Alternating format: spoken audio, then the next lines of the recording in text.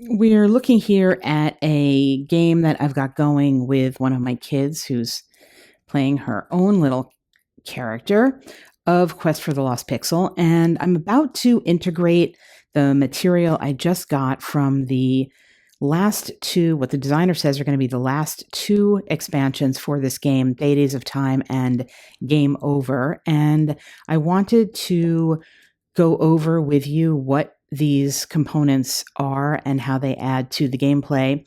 Before I do that, I want to point out that the designer has thanked me in the notes to the game, and I really appreciate that. It was my pleasure to encounter this game and to help expose YouTube viewers to it. Although I don't know the designer, I'm not benefiting in any direct way from sales of this game, but I did want to point that out, that I am acknowledged and I'm grateful for that acknowledgement. This is a lovely game that I have talked about in a bunch of videos. I'm going to put the link to my main video of the game up here so that if you're new to the game, you can watch that video to understand what the game is and how it plays. I'm not going to be reviewing that, any aspect of that in this video. This video is just going to go over what the expansions offer, and Deities of Time in particular.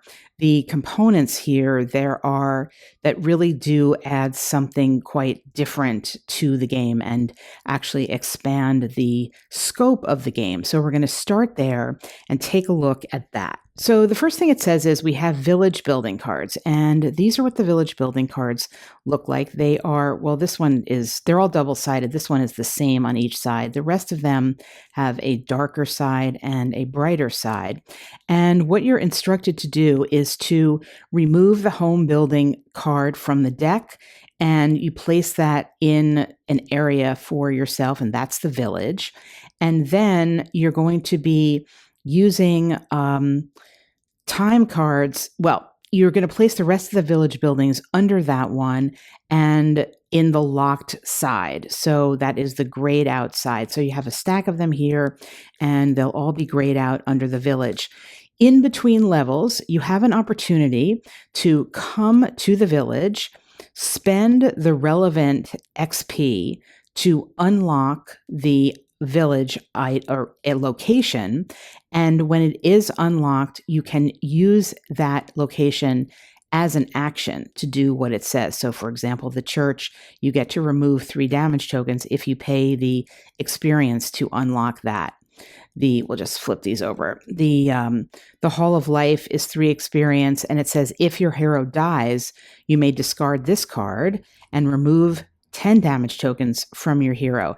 This is like a massive benefit, obviously, and I think I was sort of surprised it only cost 3 experience points. I thought it should have probably been more costly to basically bring yourself back almost from the dead. The Dark Temple, however, this costs 5 experience, and it says as an action, you may gain 5 damage tokens to get an artifact. So you are basically playing with the dark arts there. And as you can see, this is all adding some options in the game. I can't say it's strategy per se. It remains a very light game, but it is giving you more options for play, and that's, I think, always a good thing. The Blacksmith, for 4 experience, you can identify any one unidentified item in your hand for free. Now, unidentified items are another part of the expansion, and I will show you how these work. There are a bunch of new treasure cards. They look like treasure cards on one side, and they are keyed toward the various floors. And you get a pretty big stack of them to put in every single level of the dungeon. But when you turn them over, they're all the same on the back. And what they are is they represent an unidentified item. And it says, while this is in your hand, you may spend 2 experience to draw a card from the unidentified item deck, and then you discard this card. You cannot buy this card in the shop. And then what you get is you get a stack of unidentified items. So these are, in effect, new treasures, and I'm not going to show you too many of them because that's part of the fun of the game, but you get a stack of these, and when you choose to use your experience, you can then turn it over and identify it. So if this had been the one that you picked up, you would get these emerald boots for a speed of +1 and an ability here at the start of each dungeon to gain an additional gem. They happen to be a level 1 item. So you would be putting these in, they don't, again, offer too much mechanically, but it's like you pick something up, you get a treasure, and you don't know what it is, and you can reveal it when you spend your experience. However, if you have unlocked the, what was that? The mine, no, that wasn't the mine, the blacksmith card in your village, you could spend experience to just identify if you spend the experience to unlock the blacksmith, you would be able to identify one of those items for free and not have to spend experience. Getting back to options for the village, the mine allows you to draw 2 gem cards. The stronghold will give you an XP. So they're all the benefits are thematic to what they are. The Mage Tower lets you spend XP to get a new spell card, which would replace one of your existing spell cards. The Fishing Port lets you fish if you have that is from one of the expansions, fishing. One of the other expansions. The Shrine for 4 XP is going to let you draw a new deity card. Now, deity cards are new also, and I will explain those in a moment. The castle will give you an additional 8 money if you have the lost pixel at the end. That's if you do scoring. I don't do scoring in the game, and I guess I haven't pointed out that these do give you points. So as you unlock them in the village, if you're playing a game doing the scoring, these would be a benefit for that too, to get those points. And then the Great Hall, as an action, you may draw a side quest card. So those are the village, and that does extend the game outside of the temple. And as mentioned, you can go there in between levels. Now, the other main change or additional different mechanic, I should say, are the time cards. There are new time cards in the game, and they are related to the concept of the deities. So here they are. This is what they look like. You are meant to replace all of your old time cards. If you're using this expansion, these were the old time cards. They really didn't have much meaning except for the passage of time, which frankly, in most cases in my games, never came into play too much. But you're meant to get rid of these and replace them with the new time cards. Each new time card is used in the same way. It's turned over to mark time, but it also has the name of a deity on the other side of it. And at the outset of the game, if you're playing with this part of the expansion, or if you're playing with this expansion, what you are going to be doing, we'll look at the actual rules here, is at the beginning of the game, you're going to be choosing 2 deity cards. You're going to be pulling 2 deity cards, and you're going to be looking at them and selecting one of them. So in this particular example, we have Ion and Testis. And Ion is the god of science, and it says your hero may never use spells during their exploration phase. If they do, abandon your deity and gain 5 damage. Remove 3 damage tokens upon the arrival of your deity. That's the benefit. So there's the restriction and a benefit. For the Testis deity, which is the god of the stars, the restriction says your hero may never cross a void space. If they do, abandon your deity and gain 5 damage.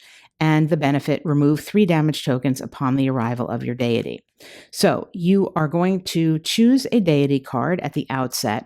You're going to need to abide by the restriction of the card. In this case, I would definitely take this one. I think it's pretty easy to avoid a void space. You do continue to use this restriction or take the 5 damage. When your deity is pulled in as time passes, we see all of these cards, all the time cards as you flip them over have the name of a deity. So during the course of a game, your deity may come up, like as in this case.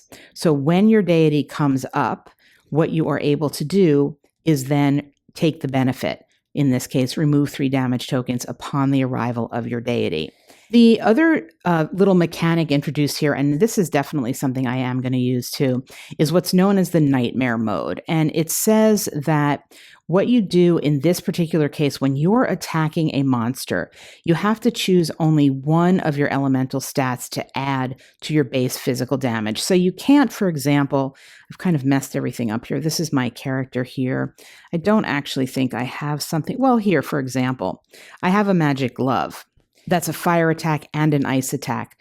I would have to choose either a fire attack or an ice attack from this accessory to attack with. I couldn't just use everything. And this card is pretty tame. You know, if you play the game, that there are some that have many more elemental stats. So it does make it a little bit harder to attack. And I think it increases the difficulty in that regard. It does say, however, monsters still roll all their attack dice to include all elemental dice. So when defending against all of the elemental damage, you can use all of your elemental defenses if you have them. So in the case of, well, we don't actually have more than just a fire defense here, but here's the glove. Sorry. We have both a fire and an ice defense that we can use if we're attacked by a monster that has fire and ice attack. So I think that's an improvement to the game that I will use along with one of the rules I use from the other expansions that makes a slightly smaller dungeon. So there's a little more pressure.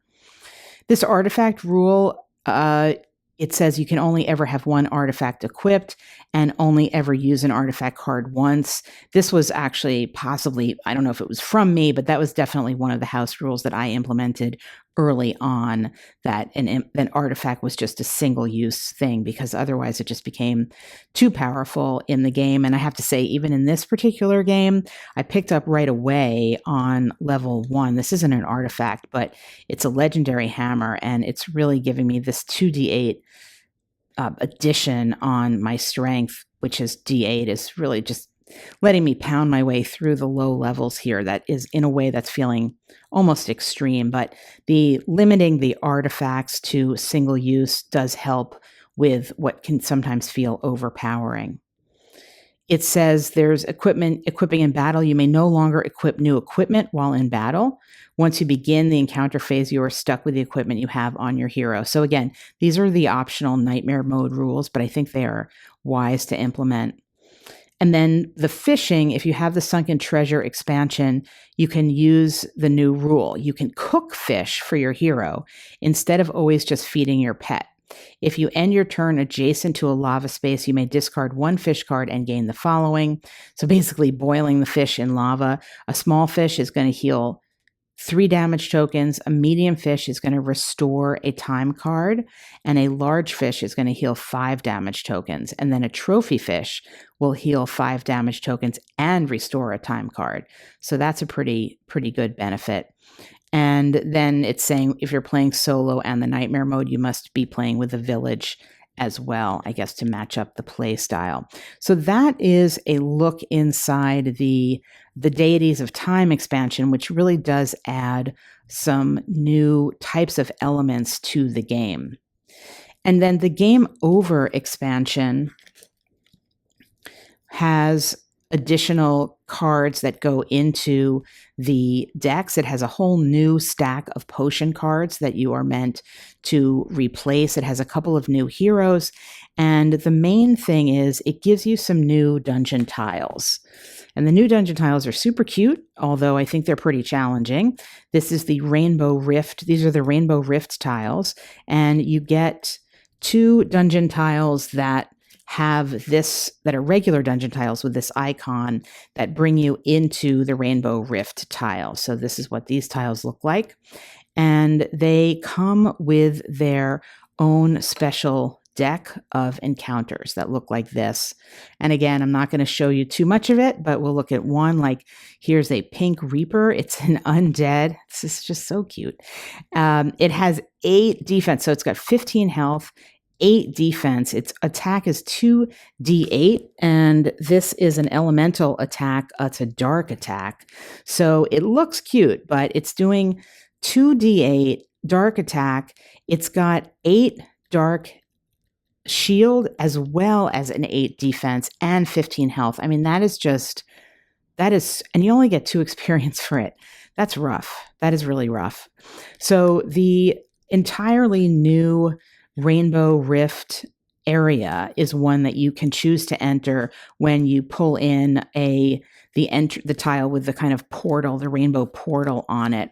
And that is the main piece to this game over expansion. And as I said, there are also in this expansion, you are getting some new pets, you're getting new catacomb cards, some more gem cards, and you're getting a couple of artifact cards just to sort of shuffle into your deck, some more event cards to go in, wandering monsters. The potion deck that you get, you are meant to, this is the new potion deck. It looks a lot like the old potion deck on the back. You are meant to replace your old potion deck with the new potion. And we'll just take a look at like one example. I haven't gone through yet to compare the new or the old, but I believe that the old deck is just meant not to be used at all. I'm not totally sure why. I don't know whether these are more powerful or what. I have to do a little bit more of a comparison, but maybe I'll end up using both, or maybe I'll switch decks after I get into the through the first few levels. In any case, here's an example of Dragon's Breath. The effect is you gain 1d10 to 1 attack during your next encounter phase. That's pretty good. Now, as you know, here we have a health potion. As we know, in this game, when you get a potion, for the most part, unless a card tells you otherwise, you don't know what it is, and you reveal it only when you're going to use it, and maybe it's good or maybe it's not. This is a good one, a dex potion, +2 dex this turn, then discard this card. But there are some bad potions as well. And for example, well, here's a goblin potion. Your hero does double damage to monsters with a savage trait for the rest of the floor.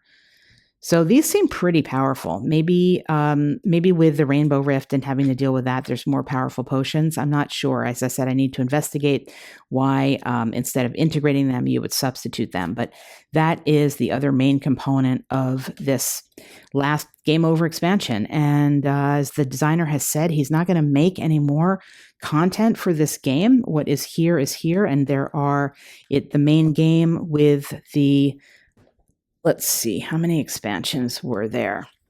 There's the Catacombs and the Hack, Slash, and Loot and the Sunken Treasure expansions, as well as what was just released, Game Over and the Deities of Time.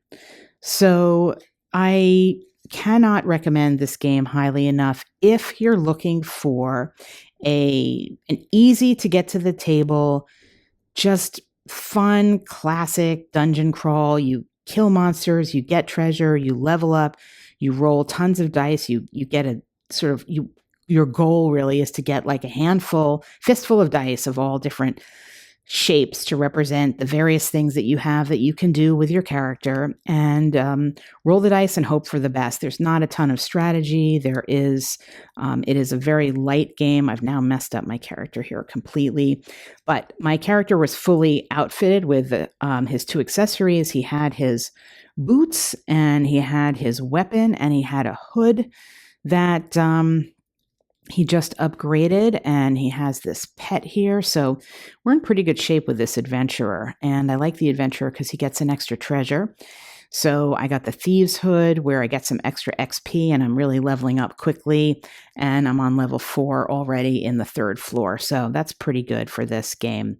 It's just a light, fun game that you can really be flexible with. If you have kids, almost every time I've played, my kids made up stats and made up a character. I've got a ton of her drawings like this in the box, and it's just, the game can take that. It can accept that type of hacking and that type of customizing. And I do have some of my own custom rules that I use for the game in terms of the hand size and the way I restrict what cards can be played and obtained.